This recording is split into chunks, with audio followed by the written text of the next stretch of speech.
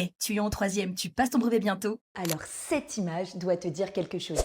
Et oui, il s'agit de Jean Moulin et on va voir ensemble pourquoi c'est un personnage incontournable que tu dois connaître pour ton brevet. Quelle était la mission principale de Jean Moulin? De Gaulle, qui est alors réfugié depuis Londres, lui confie une mission spéciale et secrète, unifier tous les mouvements de résistance sous une seule autorité.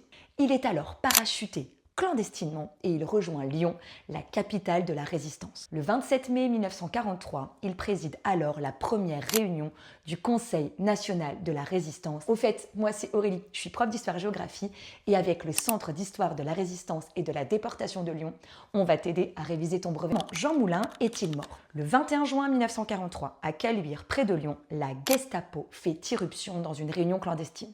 À sa tête, Klaus Barbie, surnommé le boucher de Lyon. Jean Moulin est alors arrêté, torturé pendant plusieurs jours, mais il ne parlera jamais.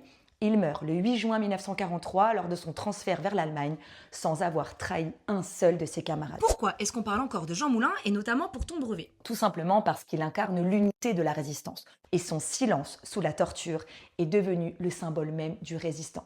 Ses cendres reposent aujourd'hui au Panthéon. Voilà, j'espère que cette vidéo t'a été utile. N'hésite pas à nous le dire en commentaire et abonne-toi pour d'autres révisions.